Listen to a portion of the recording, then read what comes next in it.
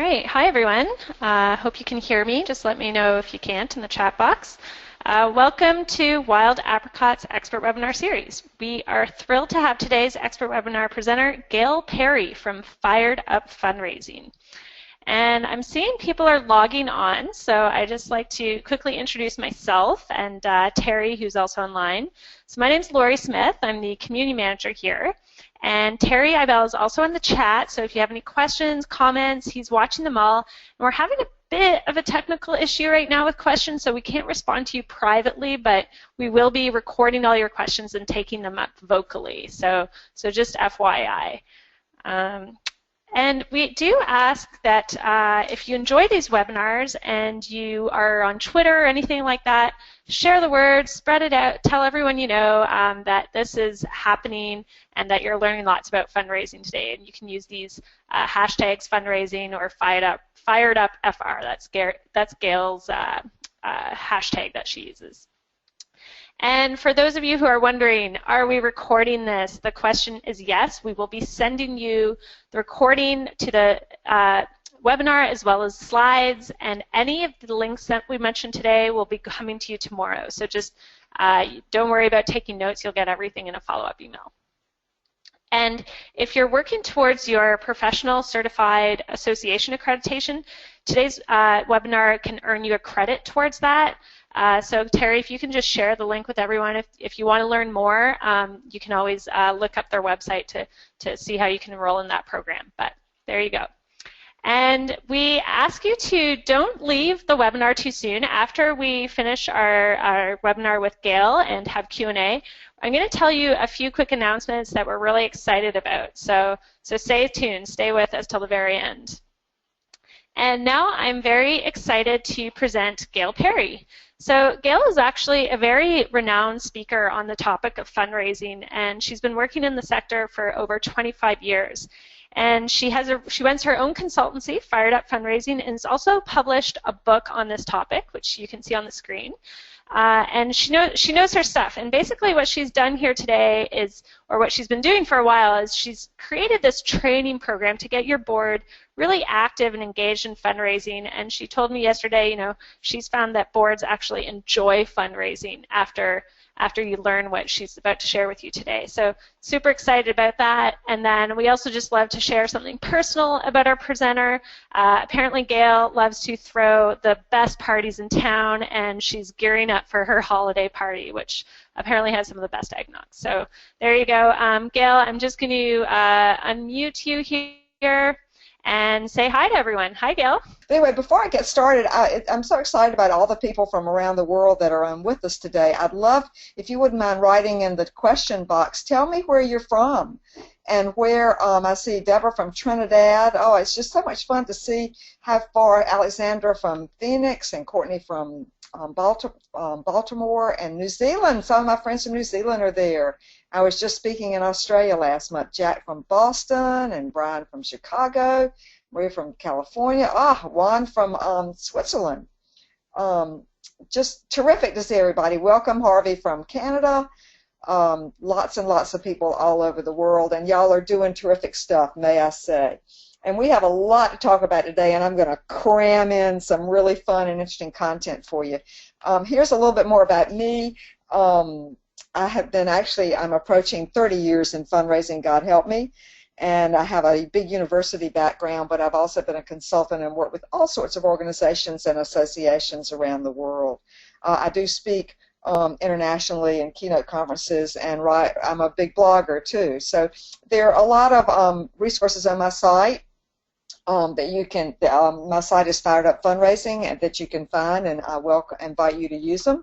But this is interesting today because board members are typically very scared of fundraising, and I want to give you 3 simple steps to engage your board members productively and enthusiastically in fundraising. And I know that sounds like a tall order, but I'm going to promise you that if you can take them through these 3 steps, you're going to have a completely different experience for your board members. And here they are right here. This is our agenda today. First, you have to get them fired up in general. Then you have to educate them about what fundraising really is and what it isn't. and then you need to give them easy jobs that don't involve asking for money. How's that? So I'm gonna start with one, but first I have a couple of slides I want to share with you. This is a special resource just for you today. I have a workbook that I just looked at it again today. I think it's pretty good. It's Enlist Your Dream Team Board. And you can find the workbook on my website at gailperry.com, resources-wild apricot. And let me know if you cannot access the workbook for some reason. Shoot me an email at gp@gailperry.com. So, are your board members literally afraid of fundraising? I think maybe they are. In fact, I was just talking to the Interfaith Food Shuttle here in Raleigh, North Carolina, where I live, and I made a Giving Tuesday gift to them. And the guy who received the gift wrote me back quickly because he was familiar with me and said thank you. And he said, my board members are all afraid of fundraising. And I think, here are these people, they're responsible for feeding hungry children, and they're afraid of fundraising. And I think there's something strange happening, that people get so self-conscious that they back away when they really need to be diving in. But here's the problem. They think that fundraising is begging. People who are not familiar with fundraising are making up all these awful myths about what it is, and they leap to the worst possible imagination. They think that fundraising is begging, and this is how they imagine themselves. This girl in the picture, she's just going, oh, please, please, please, and they also imagine rejection. Why should I do this? I didn't sign up for this. These are these awful things that I think is going to happen to me, and I'm not going to do fundraising at all. Boo. And they all think that fundraising is asking strangers for money, cold calls. And anybody and smart fundraisers know that fundraising is not about asking. It's not about approaching strangers, because you warm up your donors, you get to know them, and it's not about money. It's about the help and the project that you want to have funded. So we're dealing with this, these terrible stories that people are making up. And somebody said once that the things that people are afraid most about are public speaking and asking someone for money. But if you think that fundraising is not asking for someone for money, it's a lot easier. So let's talk about getting your board members fired up in general. Because here's the thing, I was working on my book and I had all these amazing new ideas about board members and fundraising, but you know something?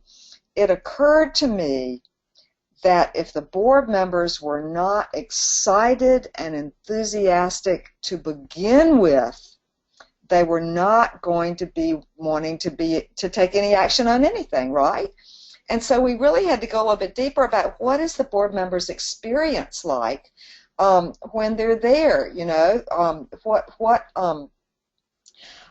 what kind of experience are we giving them? Are we deadening them, or are we revving them up? Would be. And so here is one of my favorite slides, these Egyptian statues carved into the stone.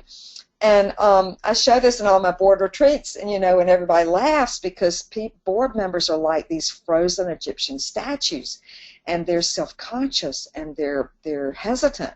And they don't want to really open up and say what they think. And it's so funny, one time I was doing a workshop and I put this slide up there, and a lady in the back rose her hand and she said, I know the person second from the left. And if you're just listening to the recording, the person second from the left doesn't have a face or a body, they're just legs. And so we have people like this sitting around our table, and they're frozen in stone. And so I would suggest to you, if you're looking at my slides, can you go from frozen Egyptian statues to enthusiastic, excited, fired up board members? Here is a land trust board. We did a board. I had them for a half a day, and that's me in the middle in the brown. Just a half a day I had them, and whammo, they were ready to go to work. So these strategies that I'm going to share with you today, I promise they really do work. And I think that we need to just change our approach to give our board members a terrific experience. And for example, let's start with board meetings, because I think board meetings are a deadening experience. I've been tweeting about this lately, and we've had some fun on Twitter. And by the way, my Twitter handle is @GailPerryNC if you want to communicate with me. And I know Wild Apricot is having a next week about meetings, but your board meetings are more important than you realize, because if your board meeting is your board member's principal point of contact with the organization and it's boring, then no wonder you're going to have board members who are not the slightest bit interested in taking action. I was called in to do some work with a board, and it was a big theater, and they're in a capital campaign. They're raising $20 million, but the board members don't want to do anything. And it turns out that their board meetings are like nothing but reporting, and the staff does all the talking. So the board is used to thinking that the staff's going to do all the work. So we have some serious work to do on board meetings. And I have an article that I think is going to be in your research packet called 12 Ways to Liven Up Your Board Meeting. And we could do a whole webinar just on that, on how to liven up your board meeting. But the overall situation is that if you give your board members a terrific experience, they will give you a lot of themselves back. If you give them a deadening experience, they're not going to lift their finger to help you or to get engaged. So you have more control, you have more power, and you have more responsibility than you really think you do when it comes to being able to create, to set the stage, to create energy in your board members. You should take it upon yourself to make it happen. And you know, here I'm going to give you some of my tips for getting your board fired up. And we could spend a lot of time talking about these, but I'm giving you sort of an overview of my approach today. And if you want, almost every point I make is written up on my blog in a deeper article. So if you do want to explore any of these ideas that I'm sharing with you, you can find the stuff on my website, Fired Up Fundraising. And also, you can email me too. I'm happy to chat. I love to chat with people about what they're doing. But look, number one, give your board members a terrific experience in any way you can. Number two, liven up your board meetings and do whatever it takes to create discussion and engagement and make them enjoyable and interesting for people. And number three, perhaps, a series of ideas about how you can get your board members' enthusiasm back up. They are usually very interested in what we're doing with the money. And it's funny, if you want to bring your program alive, this is what I do in my board retreats. I'll get hold of the executive director and I'll interview the head of the association or the nonprofit, and I'll say, well, tell me why you need the money and where does the money go? And, you know, and I would say, well, why does it cost so much? And lots of times I'll also ask the person, the leader of the organization, this is in front of the board, I ask them, what do you really need that you don't have? Or if you had another $50,000 a year or $100,000 or $1 million a year or whatever, what would you do with it? And if you dissect your program in a Q&A format in front of your board members and encourage them to ask questions, they're going to be sitting on the edge of their seats. I mean, I do this all the time. For example, I was working with a huge hospital in Montreal, and I had the head of the hospital, I was interviewing him, and he said, oh, my board knows where the money goes and why we need it, blah, blah. And I said, well, just humor me and let's just chat. Well, I asked him, I said, why, what do you need that you don't have? And he said, well, I need this particular $1 million piece of equipment. And I said, well, why do you need that? And he said, well, we're having to ambulance patients across town in order to have these tests done. And I said, well, you know, what kind of impact does this have on healthcare? And so the board members are asking all these questions about the need for this equipment and what it is and why. And then at the break, guess what happened? A board member walked up to the hospital CEO and said, I think I know where we can get the $1 million for this equipment. Whammo.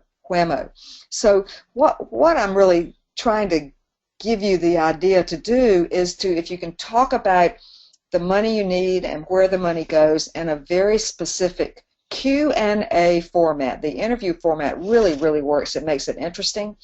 you give your board members something to talk about besides money.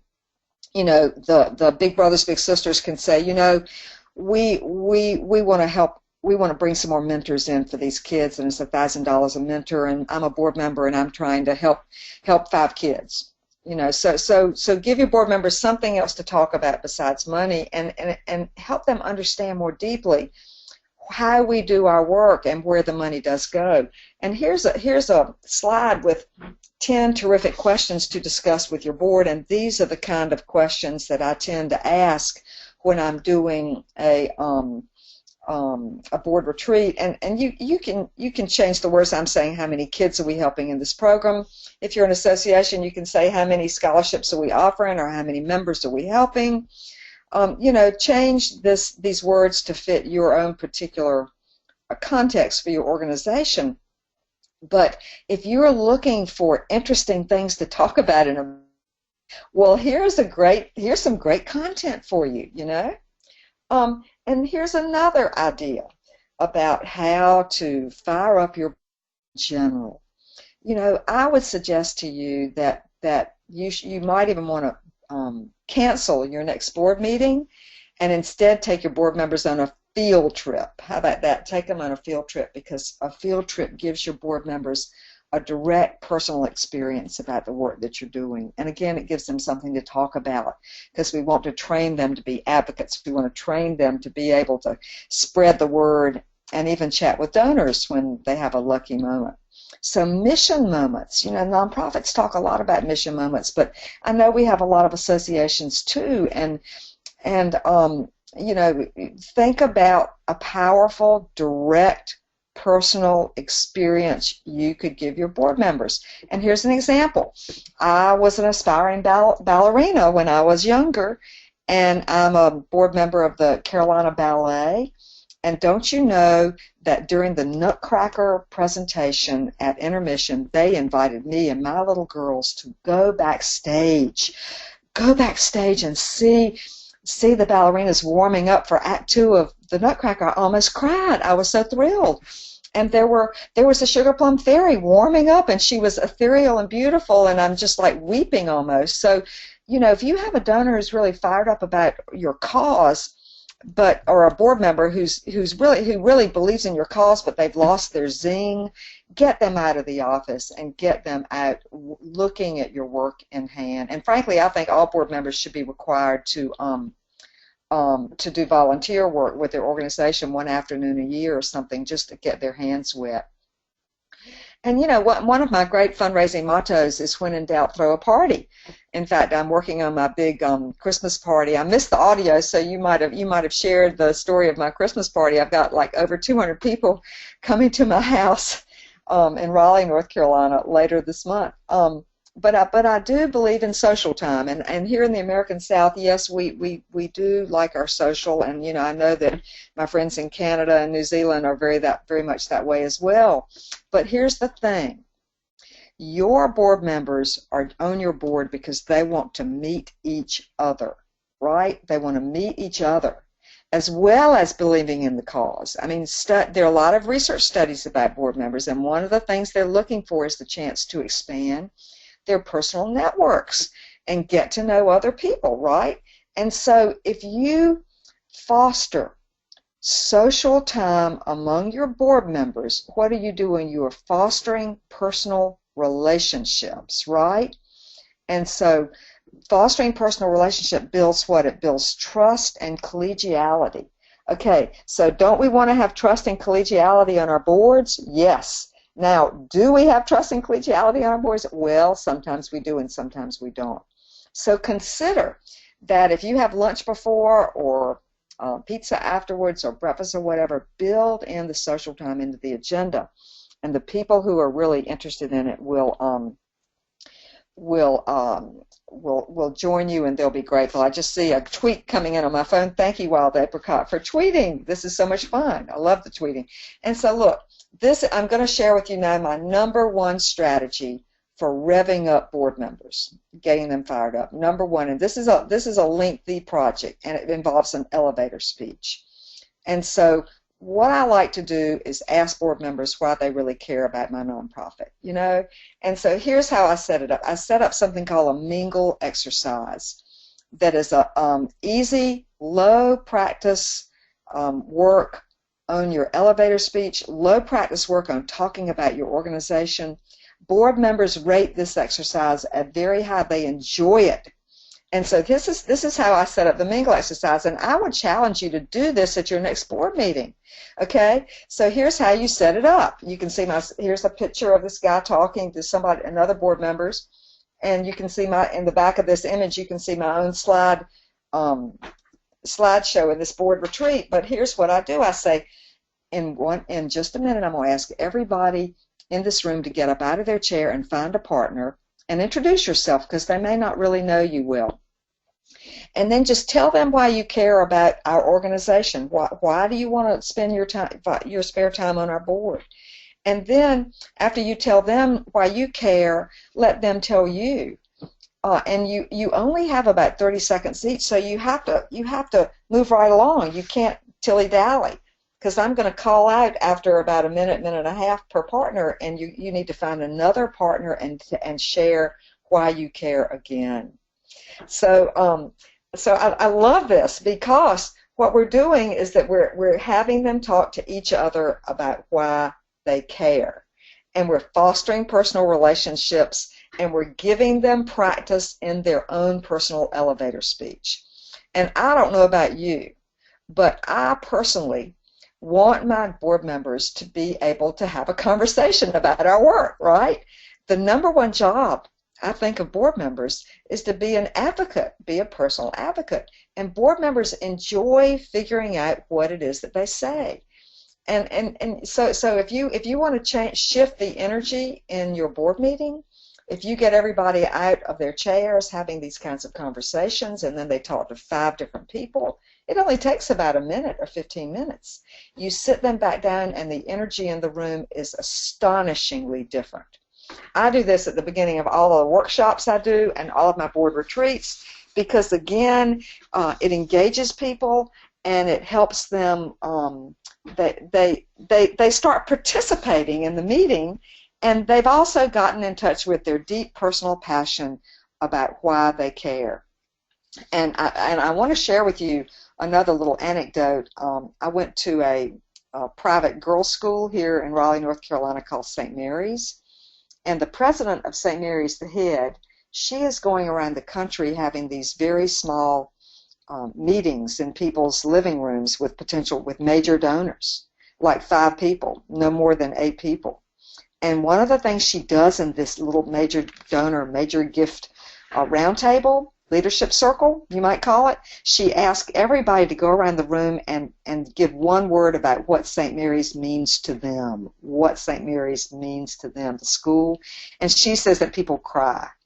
So if you can touch your board member's heart so deeply about why they really care and what's at stake, then they are willing to take risks in an area called fundraising that scares them. But you have to set it up to evoke the response and evoke their courage. You know, you have more power and control than you think you do. You can approach these agendas in a much different way. And so, frankly, I think it's really cool when we get board members talking about the why we are involved, why we care, why our organization exists, why we are important, rather than what we do. And if you're still writing any year-end appeal letters to your membership or to your donors or to the world, you want to be talking about the why we are important, why you should give, what is our impact, and not so much talk about what we do. You don't want to. I'm not going to give you a webinar on your year-end appeal letters, but I could offer a few points. I have some things on my slide about that. And again, what you're trying to do is you're trying to train your board members to be sneezers, right? And here's the idea of a sneezer. It came from Seth Godin, the famous blogger, international blogger, if you follow him. He wrote a book, 15 years ago called Unleashing the Idea Virus, and he was talking about viral marketing. And he shared the concept of a sneezer. And a sneezer is someone who, when they share the word about the work of your organization, it is so cool that it becomes contagious, and you create like this epidemic of news around your membership, around your organization, around your community, everywhere. So this elevator speech little exercise I was just sharing with you, the mingle exercise, teaches your board members how to be sneezers. And they laugh, they like this metaphor. And I use these exact slides with boards when I do a board workshop. And so you have my permission. Use these slides. Use these to train your board members. Use these to rev up your board members' passion, energy, and enthusiasm. And if you can rev them up, then you will have commitment and you will have action. But you've got to start with the this is the motivational part, right, of getting board members involved in fundraising. And so look, not only when they're becoming a personal advocate, this is the training they need. They need to be trained in what to say, and they need to be trained in how to be. You know, if they're talking about their organization, they get to be energetic and enthusiastic and authentic and personal and honest, and they're happy. Look at this guy in this meeting. He's like really happy, you know, because they've got to understand that if they are sharing the word about their organization, that their energy is infectious or should be infectious, right? And all of this stuff is deep fundraising training for board members, but we're not calling it that. We're calling it something like messaging or something else. You know, you don't want to use the F word with your board members because it scares them. But all this other stuff in messaging, they say, yeah, I want to practice my message. Yeah, no problem. You know, because look, one of the reasons it's important for us to think about how we are being is that if they have a prospective donor that they're talking to, and they start thinking about money, their energy is going to sort of go down the kitchen sink. It's going to become green and clammy. They're going to shrink. So we have to, we tell them they don't have to ask for money. We just want them to spread the word and be able to talk enthusiastically about our organization and make friends. And they go, oh, we can do that. You know, and then, you know, once they start doing that, then lots of times they're happy to be involved in fundraising. So take soliciting off the plate completely. Start them out making friends and spreading the word, and they will come around. And even if they never come around to the asking part, you should be able to handle that yourself. When I wrote my book, I interviewed a lot of executive directors, and I remember one person said she nailed it. She said, you know, if my board members would just open doors for me, I can do the rest. All she wanted from her board members was that they would open the door, and they were even afraid to do that. So I've got this slide, you know, about how we are being. Good old Ralph Waldo Emerson, U.S. romantic, said that nothing. No, was he a romantic? He wasn't a romantic. He was a naturalistic. I can't remember the school of Emerson's school, but he said nothing great was ever achieved without enthusiasm. So my friends listening, if you want to change the world, you've got to be enthusiastic, and you've got to have your whole team enthusiastic, and that means your board members are your number one team. So maybe we need to be in the cheerleading business or whatever it is, you know.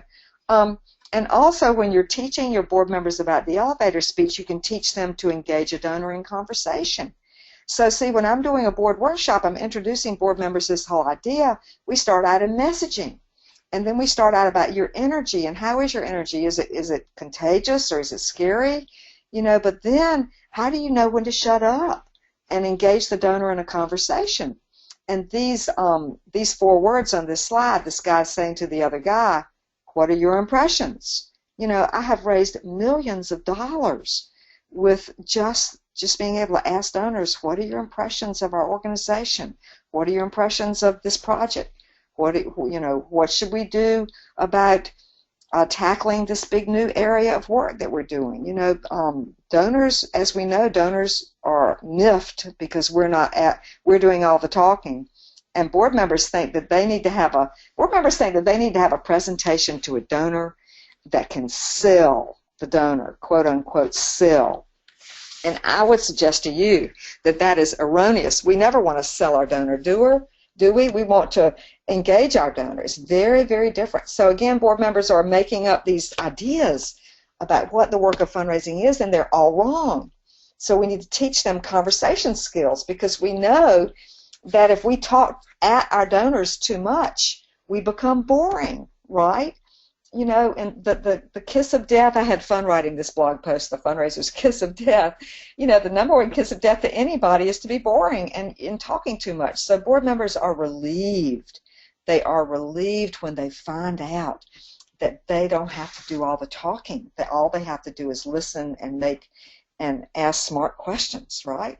So I want to stop and see, do you have any questions there, Lori, you want to share with me? Yeah, I do actually. I have a good one from, can you hear me okay? I've got a question from Ken Hopper. Sure. He's asking, so you said, you know, throwing a good party or something like this, engaging your boards, you know, getting them to know each other and build trust and collegiality. How do you do this if your board members are actually spread across the nation? How do you build in that kind of trust between members and engagement and all that stuff? That's a great question. I think you have to work a lot harder because I know we're doing more remote meetings, and remote meetings can be deadly. In fact, there's a whole body of study now on how to conduct an engaged remote meeting in which people are called on, they're at polls, they're voting, they're not just sitting there having everybody on mute doing their filing in the background. You have to work harder. You need to be more of a cheerleader. You need to be enthusiastic. You need to send out emails that are that have engaging subject lines that they want to read and open. You have to take it upon yourself to fan the fire even remotely. And, you know, different people have different preferred means of communication. I'm an email person and text. I'm not a phone. But so you need to also study what is everybody's preferred method. There is a capability called the town hall meeting that's very interesting, that lets lets you engage your board members on the phone in a different way, and you know, they're private video cams and meetings that would be fun to try to implement. So it's hard, but it can be done. It can be done. Great. Actually, that's kind of a segue into we're having a webinar on virtual meetings next week. So if people do want to learn about that, definitely join, because as Gail mentioned, it's really hard to engage online. We try to make these as engaging as possible. So here's one last question maybe before we move on from Edward. Can you give a few examples of what's considered an easy job for a board member?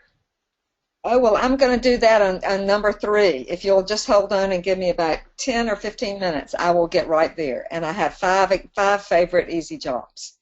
Perfect. Okay, then maybe we'll keep going, and everyone just pour in your questions, and we'll take them up at the end. Yeah. And look, okay, so 3 steps to engage your board members in fundraising. The first step is getting them fired up in general. Let's talk about how you redefine fundraising. And I've been touching on this a little bit as a theme earlier, but I find that board members are interested to learn about 21st century fundraising and how fundraising really works today. And that is different from asking them to go sell tickets or to raise money, right? But so if you educate them about how it all works, and some really interesting stuff I'm going to show you, they enjoy that and they go, oh, well, I think I can do that. Come on, because they're smart and caring people. So here are a couple of very important slides, and these are available on my resource page for you on my website. This is my big brainstorm from my book. But here are the steps. Now, here's the step in larger gifts. You know, if you're getting sponsors for an event or major donors, capital campaigns, or anything large, you're going to go through a very deliberate process of identifying potential people. You cultivate and involve them. You ask for support when they're ready, and then you go into deep thinking mode, right? It's the customer service over here in the green part that sets up the next ask. And this, by the way, I have a sales background. I was trained by Xerox in sales way back. And this is the sales cycle. So you can ask any board members in your audience if they have a sales background, if they can explain this to everybody else. And so it shows that fundraising is based model. Very interesting. But here's the thing. If you break down the time and energy we spend in the different parts of the fundraising cycle, you can see that asking is only a small moment, a little tiny moment in the whole time period of fundraising. So the big aha for many board members is that there are plenty of jobs that they can do that don't involve asking. Remember, that's one of my themes of this webinar. Find roles for board members that don't involve asking, and then they'll probably come around to asking, or you pick up the ask. But if you have them actively involved in these other parts of the fundraising cycle, you're going to be having much more successful asks. And see, all board members think, if you talk about fundraising, they think the whole pie chart. What color do they think the whole pie chart is colored? They think it's colored red, right? They think it's colored red. And it's new to them to understand that the relationship with the donor is more important than the ask. And that major gifts is nothing but the soft sell school of fundraising. That we are always all about low pressure, but very high intention, but low pressure. And, they think that fundraising is high pressure. They think of arm twisting. No, no, no, no. Especially the bigger the money, the major gifts, it's a long-term conversation with the major donor, and it's about what the major donor wants to do, and you're hoping that your organization fits into what they want to do, right? It's their vision. And here's another piece of a way to educate board members about fundraising. Here are the 3 basic fundraising strategies. There are events, there's annual fund or mailings or website fundraising, and then there's major gifts or capital campaigns, which are face-to-face. And if you look at the efficiency and effectiveness results for these different fundraising strategies, it's astonishing, because events are typically costing 50 cents on a dollar. And I know you're going to tell me that your event didn't cost 50 cents on the dollar, but I'm willing to bet if you included staff time, it might have. In your database, your annual fund, your web fundraising typically costs 25 cents on the dollar, maybe 30. And then, of course, a major gift or capital campaign is only 5 or 10 cents on the dollar. But that's the money they're really afraid to spend. They don't, a capital campaign, oh my gosh, you mean $1 million it's going to cost us $100,000 to bring in all this money? Or $10 million, we're going to have to spend $1 million? What? We can't do that. But they'll have an event, and they'll blow all this money on very little profit. So I could do an entire board workshop around analyzing this kind of data. And remember, data is your friend when you're dealing with board members. You can hide behind data. It's not your opinion anymore. This is the methodology. And by the way, these are industry standard percentages. They come originally from James Greenfield, who's one of the great original fundraising authors. He's the CFRE book required for you getting your fundraising certification. And let me tell you another story. This is a real story.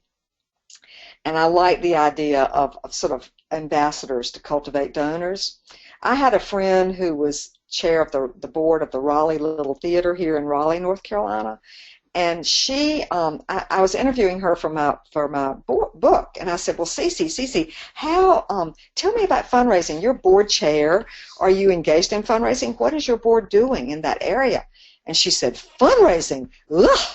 She said, I'm not going to have touch fundraising. She said, I told them that I'd be board chair, but I was not going to do any fundraising. It was like it's the dirtiest, most unpleasant thing in the world. And I said, well, Cece, okay, I understand. And then I said, well, look, what if you didn't have to ask for money, but what if you were in charge of developing a relationship, like with Progress Energy, our big local utility here in Raleigh? What if you were, and I knew her husband worked there, and she knew everybody over there. And I said, well, what if you just, you were in charge of the relationship? You didn't have to do anything else. And she said, oh, I'd love to do that. She said, I could give them free tickets. I could take them to cast parties, backstage tours. She's like smiling. And then she's like so happy. And then she says to me, she says out loud, I wouldn't mind going along on the solicitation if I had done all of that. and I almost fell down out of my chair because she was about to throw up on me, and then 60 seconds later she's volunteering to do it. So this is a perfect example of how if you give board members different kinds of jobs that are not asking, they will come around, or they will be remarkably productive. So, and being an ambassador is one big way, I would say, to engage them in a no-ask fundraising job. And just look, board members also don't even understand what you do with donors to develop relationships. How do you follow up with the donor, if you're developing, all these cultivation strategies. Board members find this fascinating, to learn that fundraising is so detailed and so specific and so data-driven. And so strategic, so give them the kind of education that they're interested in. And let's talk about fundraising 2.0, 21st century fundraising. Let's talk about where the easy money really is in fundraising today. You want to know where it is? Let me ask you a question. Are you, in your donor base, are you losing donors or are you gaining donors? How many donors, if you count up the number of donors?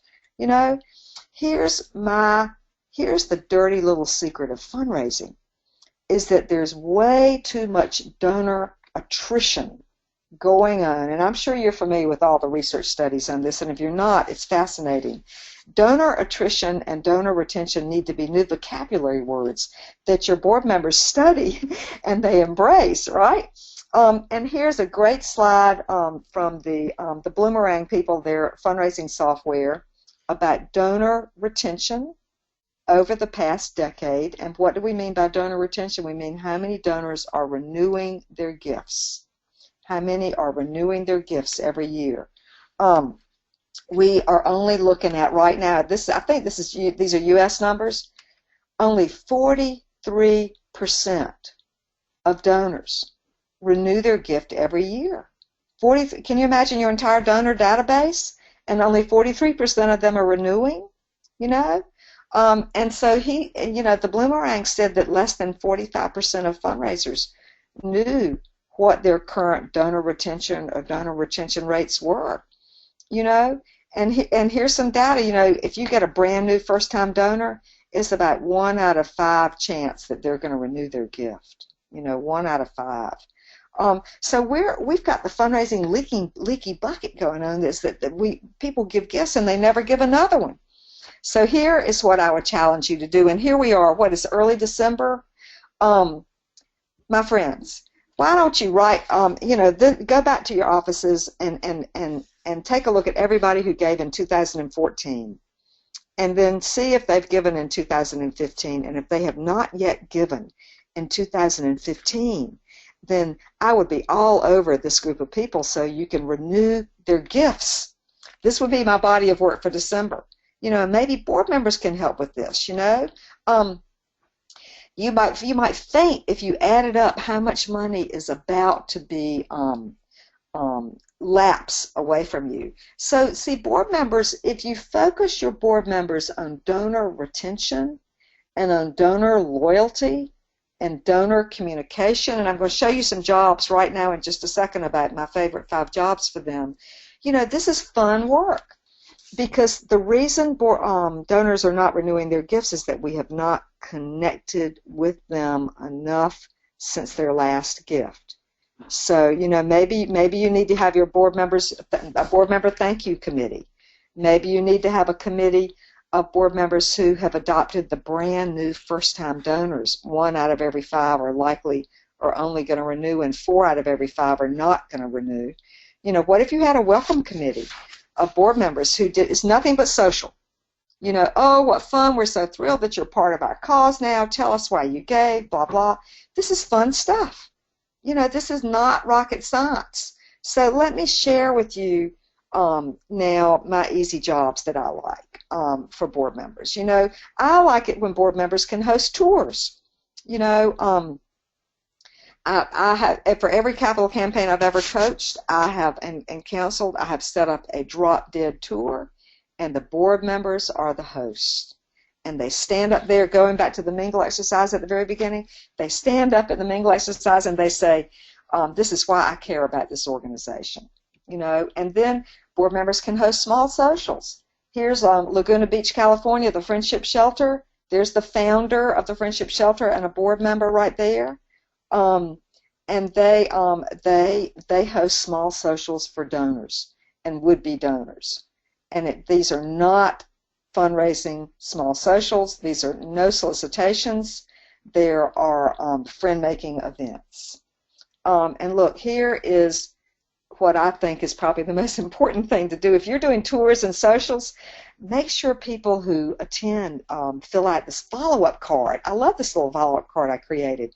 You get the guest contact information, you get their permission to be back so that you can be back in touch with them, and then you can ask the guests if they would like to join the mailing list or host something themselves.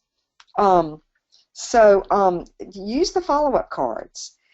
Now here's my 3rd out of 5 easy fundraising jobs for board members, and then I'm going to take some questions. I'm going to do some wrapping up and take questions. And by the way, prepare your questions for me because I'd love to take some. It'll be really fun if we can have some give and take here.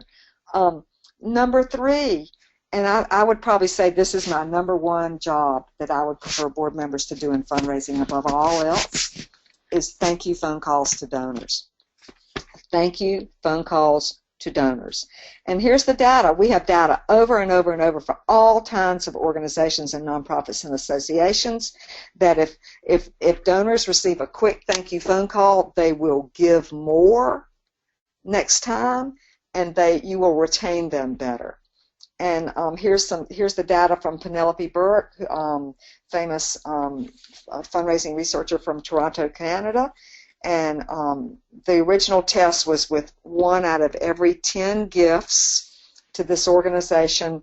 The 1 out of every 10 gifts got a thank you phone call, and the other 9 people just got the regular letter stuff.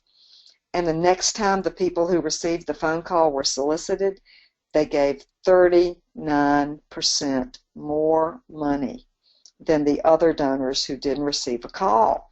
So here, my friends, bingo, this may be the most important slide here. Here is data. This is proof that your board members can directly impact the bottom line without having to ask. They can directly bring in money to your organization by only saying thank you. I don't know about you, but I think this would be an easy job, right? And then, I have a game I play called the VIP Prospect Game, and it's really fun. I tell everybody to take out a sheet of paper, scratch sheet of paper. You do not have to turn it in. And I say, see if you can come up with the names of 10 funders or donors who could catapult your organization's financial future. And people and board members love this. And then I'll say, turn to the person next to you and discuss one of the names on your lists. And board members start talking to each other about these potential donors, and they're going, oh, what about so-and-so? I went to college with him. And all of a sudden they're fascinated to be involved. So what you have done, you have surprised them with prospect identification and prospect cultivation strategies, and they're going, yeah, sure, I can do this. So I've got the VIP Prospect Game written up in much more greater detail on my website, or if you have questions, you can send them to me. And also the Mingle exercise is written up in great detail too. You can go to my website, gailperry.com or firedupfundraising.com. They go to the same place, and there's a question box in the upper right-hand corner. So you open that and you just type in some words and phrases, and you can pull up something. And so here's my last easy fundraising job, and you may have heard of the concept of advice visits. I'm very, very, very big on advice visits. The bigger the donor, the more important the advice visit. And the old adage is that if you want money, ask for advice, and if you want advice, ask for money, right? And board members can ask for advice about fundraising strategy. We are tackling this big new project. We want to build a new Boys and Girls Club. We want to offer a whole new round of scholarships. Who needs to be at the table? How can we do this? You're not going to ask advice about organizational policy, but you do ask advice about community visibility and about PR and about getting other people to the table. So, and here's just some couple of testimonials. People use my advice visit strategy in all sorts of ways. My favorite one is that this little animal charity used an advice visit with their number one donor and walked out with a $1.5 million challenge gift. Oh my God! So you never know. And here's my friend in Raleigh, North Carolina Community Music School, and here's Karen, who is the chair-elect of the Phoenix Red Cross. She used advice visits. She was board chair, and she used advice visits to start building connections with business leaders in the Phoenix area. So you can use advice visits for all sorts of strategies, and I've written extensively about that as well on my site. So my friends, we just have a few minutes left to take questions. I just want to tell you that you are awesome for doing this work and for hanging out with me for an hour, and I want to remind you how important your work is, because you're making the world a better place. And don't forget, if you ever need somebody to tell you how awesome you are, shoot me an email and I'll remind you, because nobody's saying thank you to you. You're doing all the hard work, and it's lonely. Fundraising lonely, running an organization or an association is lonely. So we all need to hang together, and I'm appreciating you deeply.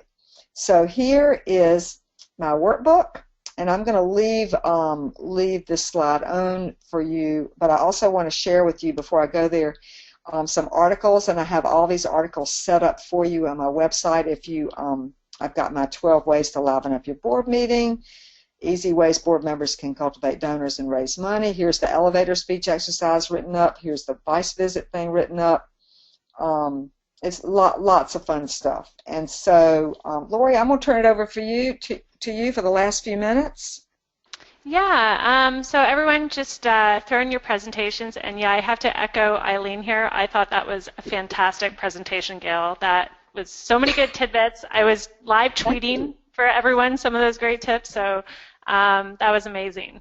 So I think one good question here is, I think Ken actually shared a lot. He has a lot of great questions. So when we talk about fundraising, do you want to talk to donors about a total amount that you want to raise? Like, does it help to give them a number? Do you ask for like a specific amount? Is that a good idea? First of all, when you're talking to a donor about their own gift, you need to ask for a specific amount. Okay. And you need to say, we are hoping you would consider a gift of blank, right? And the magic golden words are, you would consider a gift, so it's hypothetical.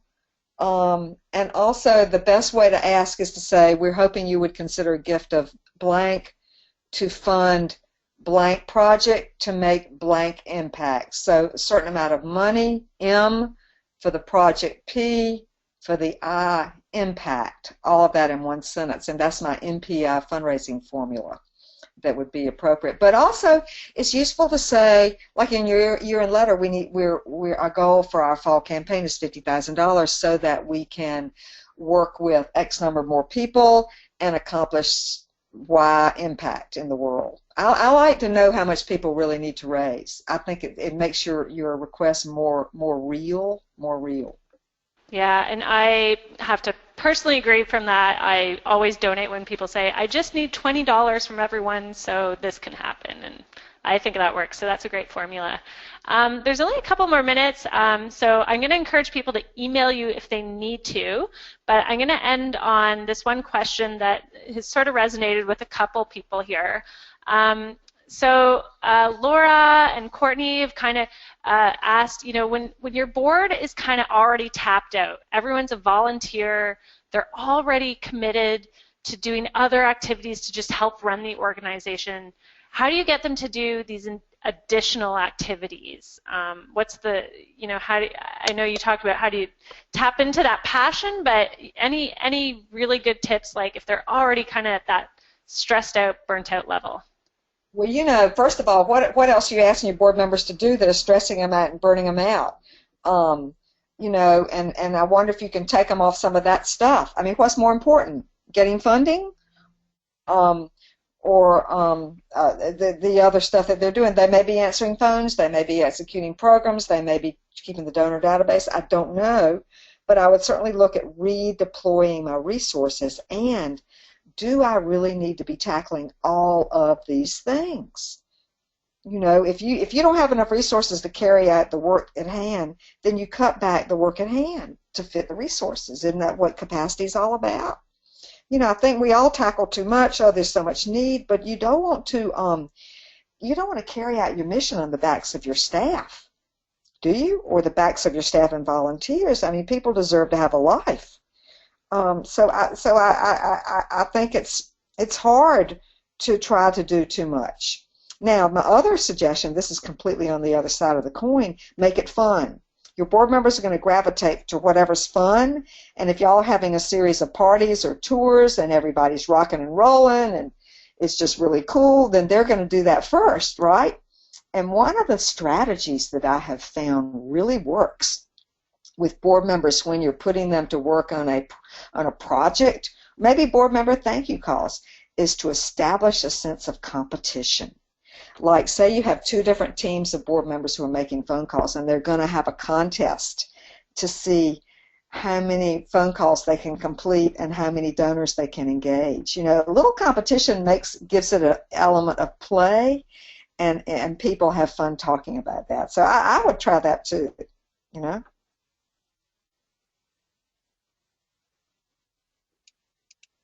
Hello? Oh, sorry, I was muted there. I was chatting away. Sorry, I grabbed presenter control back, but I just want to say fantastic advice. I see a few more questions in here, one from Dennis and everyone, so we'll make sure that we get those questions to Gail afterwards, or you can just email her directly. Terry shared her contact information there. But everyone, we're going to share this recording with you in a follow-up email, and I want to thank you for joining. And if you'll bear with me, I did mention that it'd be worth your while to stay put, because I want to show you a couple things. As you enrolled in this webinar, you may have seen that we've offering this new course, and as Gail mentioned, your meetings are pretty key to everything you do. So we put together kind of the best of everything we've learned about how to run a great meeting. And you can access that now online for half price, and I'm just going to take you there. So if you go to courses.wildapricot.com and enroll in the course, you'll see that we're offering 50% off at the moment, or if you're a client, you get 50% off. And I'm just going to quickly show you what's inside. Basically, you get hours and hours of videos here. There's 4 modules: how to plan a meeting, a great formula for a meeting, and so forth. There's videos for each section that you can watch, and we break it down point by point, so you can learn how to make a great agenda, and then we give you templates and all that stuff for it. So it's a great new thing that we're happy to announce. And yeah, that's it. And if you're interested in finding out more about our webinars, you can go to our Academy website page, and here you can see Gail's webinar, but we've got one next week coming up on how to lead great virtual board meetings. So that'll be updated right after this webinar. So Gail, thank you so much again for joining us. That was amazing. I think probably one of the best webinars we've had. So great job. And thank you, everybody. My call to action is for you to go to my website and sign up for my newsletter, because I'd love to stay in touch. Yes, so please do that. Has to have a call to action, right? So that would be. Yeah, this is Gail's website here. So there you go. Definitely sign up, because she obviously has some great stuff, and we'll be sharing all these links in a follow-up email. So thanks, everyone, and we'll see you at the next one. Okay, thank you, Gail. Thank you. Okay, bye-bye. Bye.